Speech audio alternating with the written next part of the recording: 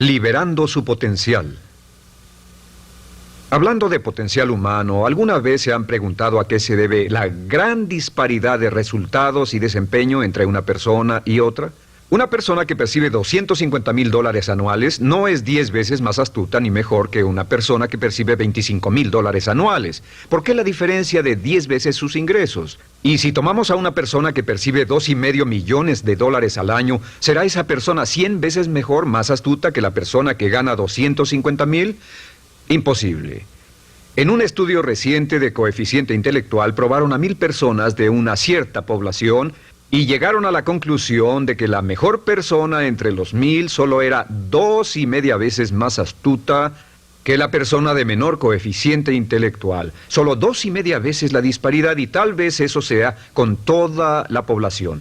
¿A qué supone que se debe la diferencia? Al hablar de potencial humano, llegamos a una fórmula que deduje hace algunos años. Tal vez eso lo explique un poco. La fórmula comienza con lo que llamamos AI, o sea, atributos innatos, las cualidades, la inteligencia, la habilidad, el temperamento, cosas con las que se nace que no pueden cambiarse mucho. Además de los atributos adquiridos. Estos atributos son muy importantes, son su educación, su capacitación, sus capacidades, su experiencia, conocimiento, sabiduría, etcétera, multiplicado por A, que es su actitud, es igual al potencial humano individual o al desempeño humano individual o resultados individuales humanos. Ahora, de estos tres, los atributos innatos se traen desde el nacimiento. Los adquiridos pueden cambiarse, pero se necesita cierto tiempo para ello, aunque a veces cambiamos muy rápidamente. Cierta información valiosa puede cambiar dramáticamente su eficacia, pero las actitudes pueden aumentarse o disminuirse dramáticamente en segundos. Cada vez que mejoramos nuestra actitud, multiplicamos todas nuestras capacidades. Una actitud ha sido llamada acertadamente el lenguaje más importante del ser humano, la palabra más importante del idioma en el humano. Todo lo que hacemos en la vida, según un estudio en Harvard entre estudiantes ejecutivos, será en un 85% de actitudes. Un 85% de su éxito estará determinado por su actitud. Eso significa que está determinado por cuán positivo o cuánta actitud mental positiva se tenga. Las personas con actitudes mentales positivas tienden a avanzar más rápidamente, se mueven hacia la cima en organizaciones valiosas, ganan más dinero, sacan más satisfacción de la vida. Una actitud mental positiva no significa que baile por las calles y arroje flores. Solo significa que tome una actitud constructiva en general o se aproxime hacia su trabajo, su vida, sus problemas, relaciones, etc. Según el informe Cox de las empresas americanas, según la revista Success, un 85% o más de todo lo que se logra se debe a la actitud. Y la pregunta es, ¿de dónde vienen las actitudes? Las actitudes vienen de las expectativas. Muy simple, ya hablamos de eso. Y una forma muy poderosa de mejorar su actitud instantáneamente es decir, aunque no lo crea, pienso que algo maravilloso va a ocurrirme hoy. Como dijimos antes, nuestras expectativas sobre los desenlaces determinan nuestra actitud. Si espera que las cosas salgan bien, tendrá una actitud positiva. Si espera que salgan mal, tendrá una actitud negativa. Y lo maravilloso es que podemos fabricar nuestras expectativas. Podemos esperar lo que deseamos. Podemos esperar cosas buenas, cosas malas, y no nos decepcionaremos. ¿De dónde surgen nuestras expectativas? Nuestras expectativas surgen de nuestras creencias y de nuestros valores. Son el centro de los factores motivacionales de nuestra personalidad, nuestras creencias. Y esto nos conduce a un entendimiento del potencial humano. Significa básicamente que nuestra actitud es una expresión externa de lo que está ocurriendo internamente. Y esto es consistente con las leyes mentales. Con respecto a las creencias, cada uno de nosotros tiene muchas creencias en el fondo que los psicólogos llaman los conceptos propios. El concepto propio, o su descubrimiento, es considerado por muchos como el logro único y más importante para comprender el desempeño humano en el siglo XX. Yo estoy de acuerdo. El concepto propio es como, si queremos usar una analogía militar, el centro de mando. O si queremos usar una analogía técnica, es el programa central de su computadora básica. Es un grupo de creencias, valores, actitudes, sentimientos, ideas, etcétera, almacenadas en el fondo de nosotros y son el resultado de casi todas las experiencias que hemos tenido en la vida. Y algunos investigadores dicen que el concepto propio comienza a formarse aún antes del nacimiento, pero el concepto propio, una vez colocado, Precede, predice y determina sus niveles de eficacia y desempeño en todas las áreas de nuestra vida. El concepto propio se convierte en el centro de mando o el programa maestro. El concepto propio de este grupo de creencias determina lo que dirá, lo que hará, cómo actuará, cómo se siente y reacciona, etc. ¿Qué significa esto? Significa que todas las mejoras en su vida externa, todos los cambios en su realidad comienzan con un cambio en su concepto propio. Les voy a explicar lo que significa. Esta es una gráfica muy simple. Hablamos de potencial humano y decimos que la persona promedio usa un 10% o menos de su potencial. Según investigaciones, tal vez es mucho menos. El Instituto Stanford Brain en Santa Clara, California, estima que tal vez se aproxime a un 2%. Seremos generosos y diremos que la persona promedio usa un 10%. Significa que en los mejores casos, la mayoría, como usted o yo, no usamos un 90% de nuestro potencial. Uno de los mejores filósofos, Oliver Wendell Holmes, dice que la tragedia de la persona promedio es que llegan a la tumba con su música aún por dentro. Aún están funcionando con mucho menos de su potencial total. Y esto es el potencial humano. Sabemos que existe una relación directa entre el potencial humano y el concepto propio. Pero como nuestros conceptos propios o nuestras estimaciones de nosotros mismos generalmente son mucho menores de lo que debieran ser, nuestro nivel de desempeño y eficacia también es menor. Sabemos que nuestro concepto propio es altamente subjetivo.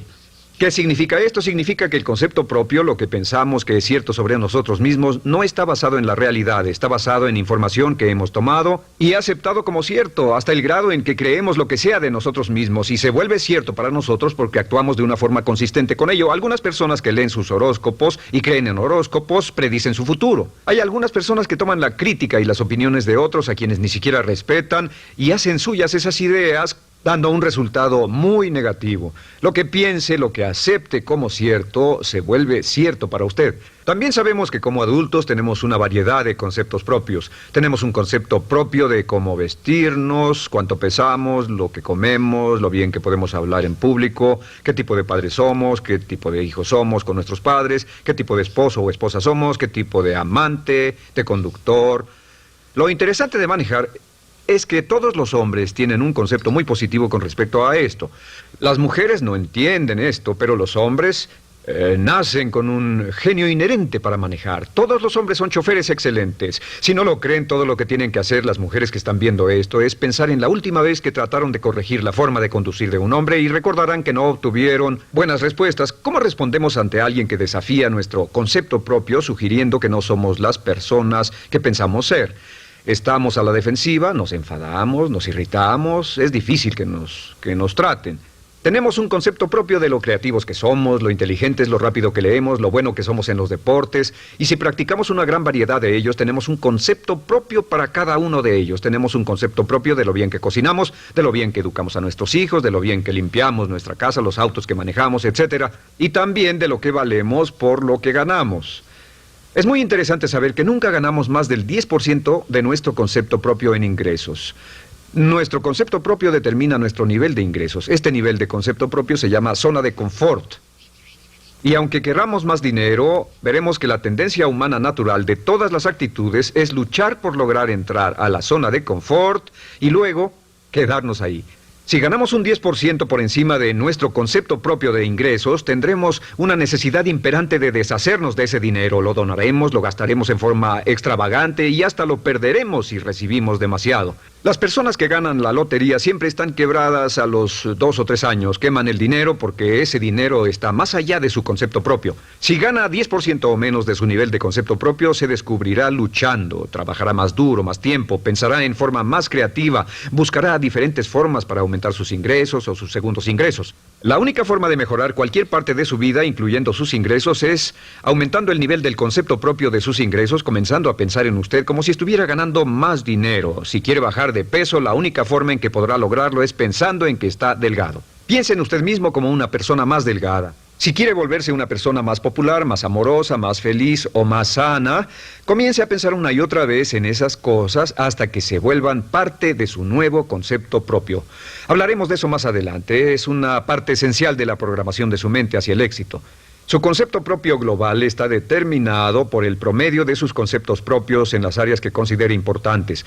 Ahora, su concepto propio está formado de 3 partes críticas. La primera parte del concepto propio es el ideal propio.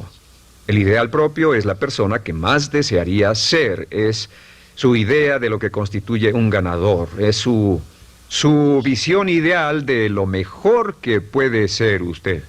Nada más, una de las cosas que sabemos de las personas con éxito es que las personas con éxito tienen ideales propios muy claros, ideales claros de quién quieren ser en el futuro. Las que no tienen éxito tienen ideales muy vagos. El número 2 es la autoimagen. La autoimagen es como un retrato de cómo se ve a sí mismo y lo que piensa de sí mismo. La autoimagen es el espejo interno, es como se percibe a sí mismo ahora en su desempeño actual, en forma cotidiana. La tercera parte es su autoestima. Su autoestima es cómo se siente consigo mismo. Cómo se siente consigo mismo es la fuerza motriz, el motor, la fuerza poderosa dentro de su subconsciente. Es la fuerza de energía dentro de su concepto propio y determina casi todo lo que le pasa. La mejor definición de autoestima es cuánto se agrada a sí mismo. Cuánto se agrada a sí mismo como esposo, cuánto se agrada a sí mismo como empleado, cuánto se agrada a sí mismo como jefe, como inversionista, como orador profesional, como atleta, etcétera. Según se agrade a sí mismo, su nivel de autoestima, su sentimiento emocional global respecto a cualquier área de su vida, determina su desempeño y su eficacia en dicha área. Lo sorprendente es que se convierte en lo que piensa, su concepto propio es maleable, su autoestima puede formarse repitiendo una y otra vez, me agrada mi persona, me agrada mi persona, me agrada mi persona. Me agrada mi persona, me agrada mi persona, me agrada mi persona. Entre más se repita, me agrada mi persona, me agrada mi persona, entre más lo repita una y otra vez, más crecerá su autoestima y entre más crezca su autoestima, más crecerá su concepto propio global. Cuando crezca su concepto propio global, su desempeño será mejor en todo lo demás que emprenda. Cada vez que diga, me agrada mi persona, me agrada mi persona, me agrada mi persona, me agrada mi persona, me agrada, será como bombearse psicológicamente. Todo lo que pase que haga que su autoestima suba, hará que se comporte mejor. Todo lo que haga que su autoestima baje hará que se comporte peor, que cometa errores, que sea infeliz, etc. Un punto crítico de agradarse a sí mismo, sobre autoestima y agradarse a sí mismo, es que, número 1, nunca puede querer a nadie más de lo que se quiere a sí mismo. Que su nivel de autoestima es determinante de la calidad de relaciones que tenga con los demás. Y número 2, es que nunca puede esperar que nadie más lo quiera o respete más de lo que se respeta a sí mismo. Cuanto se agrade o se respete a sí mismo, determina sus actitudes hacia usted. Todas las escuelas de psicología actualmente están de acuerdo en el hecho de que depende de lo que usted realmente se quiera y se respete a sí mismo como un ser humano valioso e importante, tiene efecto sobre todo lo que le pase. Cuánto se agrade a sí mismo y lo que puede hacer es mejorar su autoestima diciendo me agrada mi persona, me agrada mi persona, me agrada mi persona, me agrada mi persona. Y esto nos lleva a la pregunta, ¿de dónde viene el concepto de autoestima? Y descubrimos que el concepto propio es maleable, puesto que no nace con este concepto propio, no nace con ninguna idea sobre sí mismo, no nace con autoimagen ni autoestima, nace en cierto modo como potencial propio. Es la mejor forma de plantearlo. La persona promedio llega al mundo como potencial puro. Y no tiene el concepto propio de que todo lo que es ahora, todo sentimiento que tiene, toda actitud o valor, tuvo que aprenderlo en el transcurso de su vida. También sabemos que el niño llega al mundo con una necesidad imperante de amor y contacto. Y como una gran cantidad de investigaciones lo indican, necesitamos mucho amor y contacto durante toda nuestra vida, pero en especial durante nuestros años de formación, porque de niños aprendemos quiénes somos, cuánto valemos, si somos importantes, inteligentes, amorosos, chistosos.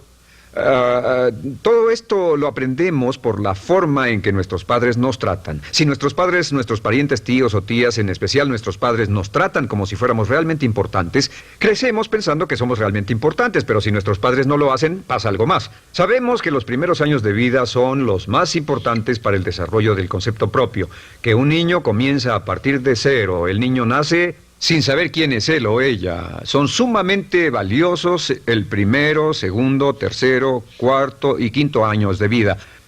Algunos psicólogos pensaban que eran los 5 primeros años, pero ahora dicen que son los 3 primeros años. En sus 3 primeros años de vida el niño aprende quién es y dicen que si se les da suficiente cantidad y buena calidad de amor en los 3 a 5 primeros años, los prepara usted de por vida. Los coloca en una base sólida de autoestima y confianza en sí mismos, valor e importancia realmente. Existe una relación directa entre la calidad y la cantidad de amor y el desarrollo de una personalidad sana.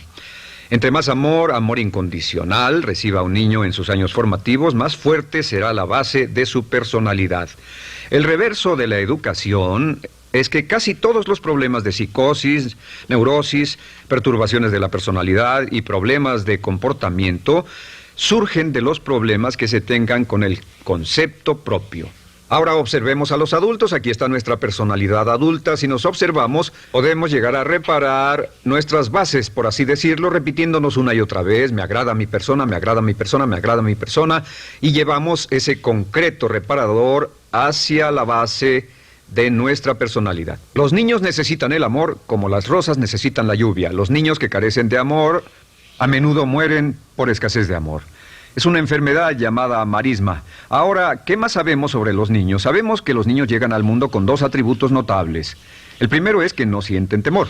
Los niños nacen sin temores. No temen a nada excepto a caerse y a los ruidos fuertes. Y esto se expresa en sus actitudes: yo puedo. Los niños llegan al mundo pensando que pueden hacer cualquier cosa, y quien haya criado a un niño hasta la edad de 3, 4 o 5 años sabe que debe pasar esos primeros años evitando que se maten, porque son como pilotos japoneses, porque no le tienen miedo a nada. Su segundo atributo es que llegan al mundo totalmente espontáneos. Dicen lo que quieren, hacen lo que quieren, son totalmente desinhibidos. Totalmente. Ellos no temen hacer nada de lo que desean, y esto se expresa en su actitud: no quiero. No tengo que hacerlo. Si ha tratado de controlar a un niño, lo habrá visto. Lo primero que dicen cuando comienza a darle órdenes, lo primero que aprenden es: no tengo que hacerlo. Claro, a veces cambiamos sus mentes de una u otra forma, pero estos son los dos atributos con los que los niños llegan al mundo. Llegan al mundo sin temores y desinhibidos. ¿Qué significa esto? Significa que nuestro derecho innato natural es no ser temerosos y ser desinhibidos.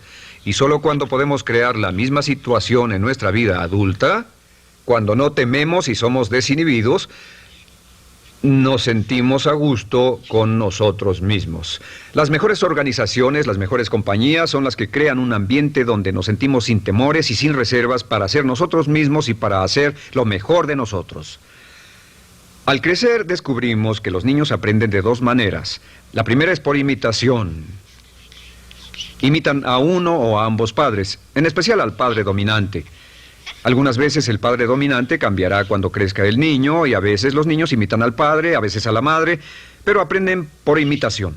Muchas características y hábitos que tenemos como adultos los aprendimos de nuestros padres. ¿Alguna vez ha tenido la oportunidad, ha tenido la ocasión de gritarle o reñirle a uno de sus hijos? Verá que le dice las mismas cosas que le dijo su padre a usted cuando era niño.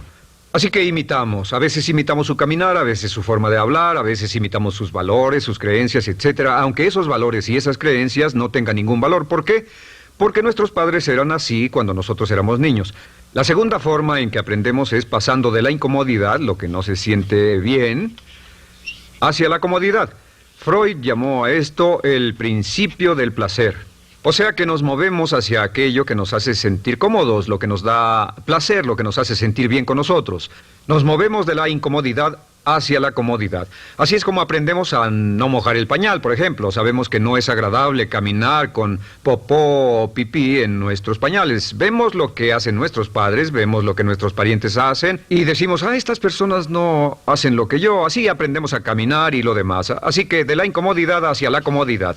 Durante toda nuestra vida, por cierto, así es como aprendemos. Imitamos leyendo lo que otras personas hacen, estudiando libros y en el trabajo, imitamos cuando vamos a la escuela, y hacemos lo que nos da resultados positivos, lo que nos da refuerzos positivos, y hacemos cada vez menos las cosas que nos causan incomodidad o dolor. Ahora, muy temprano en la vida, como equivocación o como resultado de una equivocación que los padres cometen en la crianza, los niños comienzan a aprender hábitos y patrones negativos. Los patrones y hábitos negativos tienen sus raíces principalmente en la crítica destructiva. La crítica destructiva comienza muy temprano en la vida, a veces en los primeros meses.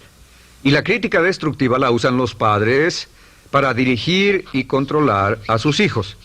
Desafortunadamente, tiene un efecto muy peligroso y dañino sobre nosotros, ya que la crítica destructiva tiende a minar la integridad de la personalidad del niño.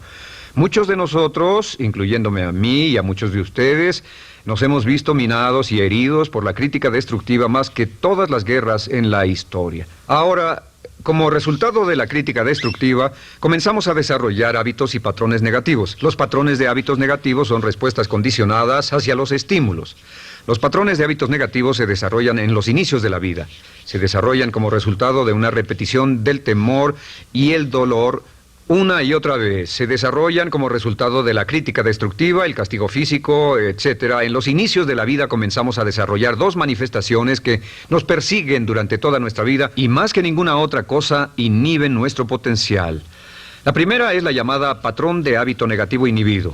El patrón de hábito negativo inhibido se aprende cuando al niño le dicen una y otra vez no. Aléjate de ahí, no toques eso, y se le castiga. Cuando el niño intenta algo nuevo, o se involucra con algo, o huele algo, o derrama algo, o rompe algo accidentalmente, el padre estalla y se enfada mucho. Como ven, el niño está impulsado por la curiosidad insaciable de explorar su mundo.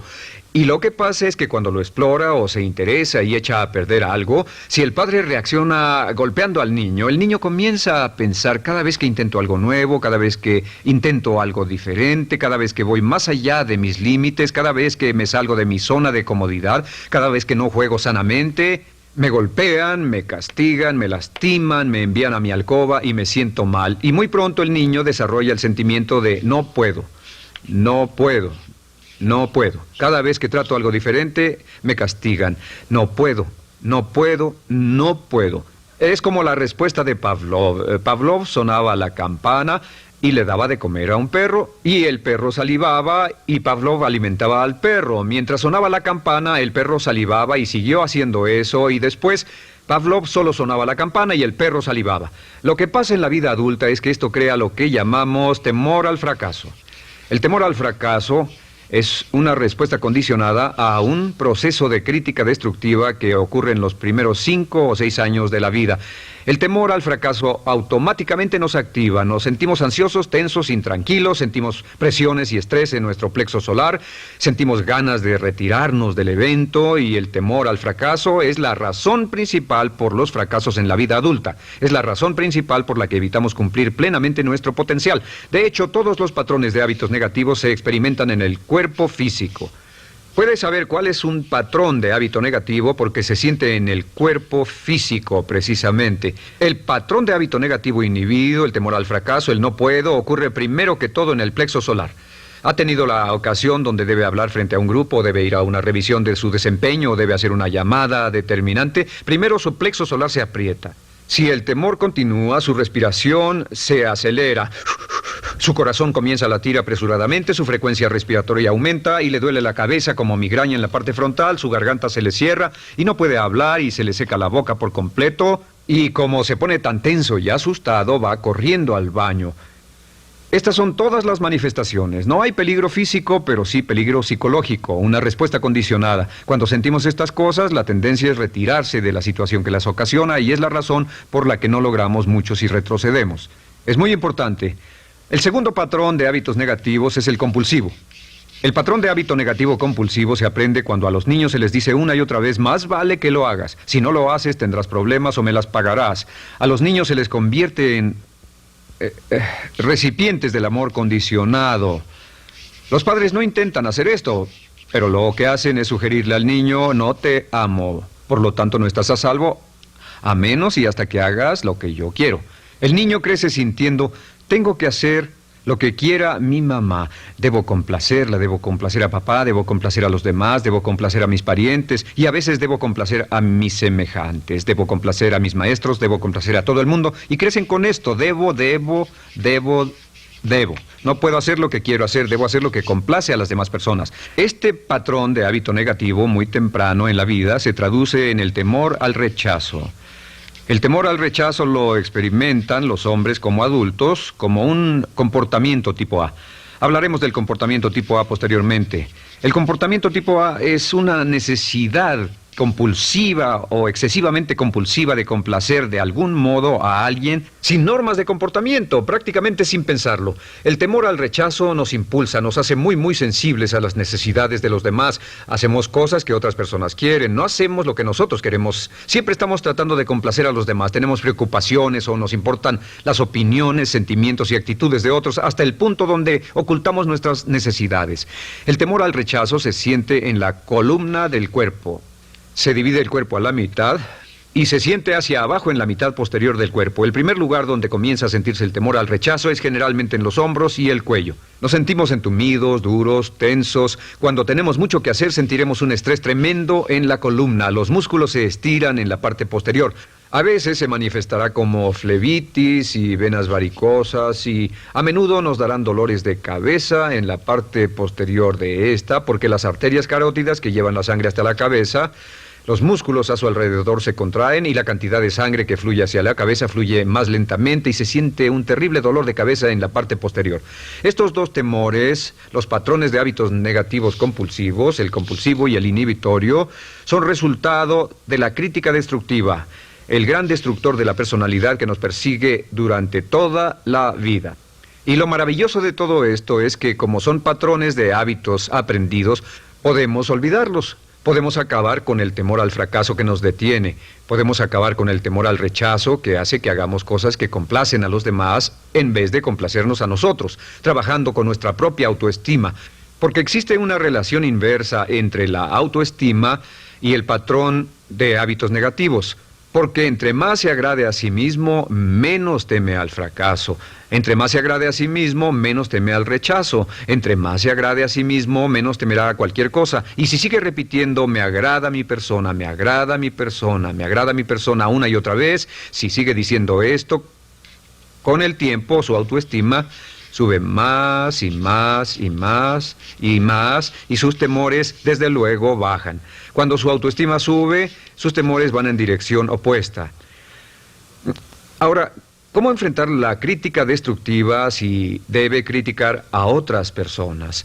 Pues eso es muy simple. Muchos padres nos han preguntado eso. ¿Cómo se controla a los niños? Una de las claves para controlar a los niños es dirigirlos para que hagan algo constructivo en lugar de hacer algo destructivo. Otra cosa que debe recordarse es que lo que quiere hacer es que quiere dar una crítica informativa, crítica constructiva, lo que significa que se les dice a los niños lo que pueden hacer o a los adultos lo que pueden hacer mejor. Todo el propósito de dar retroalimentación de cualquier tipo es mejorar el desempeño. Si es padre o si es jefe o si es una persona en una relación, si una persona está haciendo algo malo o inadecuado, todo el propósito de darles cualquier tipo de retroalimentación es para que puedan hacerlo mejor. Sin embargo, existe una relación directa entre la autoestima y la crítica destructiva. Cada vez que se critica a una persona, su autoestima baja. Y cada vez que su autoestima baja, su habilidad para desempeñarse baja. Si critica a una persona en forma destructiva demasiado tiempo, llegará a un punto donde no intentarán nada. Se convierte en lo que llamamos hipersensible. Un adulto hipersensible es aquel que no puede aceptar críticas de nadie. Un adulto hipersensible es una persona que está muy tensa, ansiosa, si siquiera sugiere que no está haciendo lo correcto. Si trata con un adulto hipersensible, la clave es sentarlo y recordar 4 cosas. Número 1, comenzar con alabanzas. Número 2, proteja la autoestima de la persona a toda costa. Número 3, discuta el desempeño y no a la persona. Hable del comportamiento más que de la persona. Y número 4 es enfocarse hacia el futuro en vez de en el pasado. Enfóquese hacia lo que va a hacerse en forma diferente en el futuro en vez de lo que pasó en el pasado. ¿Por qué? Una razón muy simple, porque una persona no puede controlar el pasado. Al no poder controlar el pasado, cualquier crítica de lo que han hecho en el pasado les da un estrés tremendo y frustración. Así que en resumen, la clave del éxito en la vida es una actitud mental positiva. Una actitud mental positiva se basa en expectativas de éxito, de una serie de expectativas positivas. Esa serie de expectativas positivas se basa en sus creencias y en su concepto de sí mismo. El centro de su concepto propio que determina su eficacia en la vida es su autoestima, y su autoestima se mide por cuanto se valore a sí mismo. Las dos cosas que nos frenan más que nada son el temor al fracaso y el temor al rechazo. Y uno de nuestros secretos centrales de éxito es este: Conviértase en un organismo generador de autoestima perpetua. Haga continuamente cosas para usted mismo, hacia sí mismo en su vida, que hagan que se agrade a sí mismo, que se ame, que se acepte, que se respete, que hagan que se sienta fantástico con usted mismo. Si es un jefe o un padre, no olvide que la clave para el máximo desempeño en su hogar y en su trabajo es hacer que las personas se sientan maravillosamente consigo mismas. Entre mejor se sienta consigo mismo y más se agrade, más probable será que logre que las personas a su alrededor lo quieran, lo acepten, lo respeten, se respeten.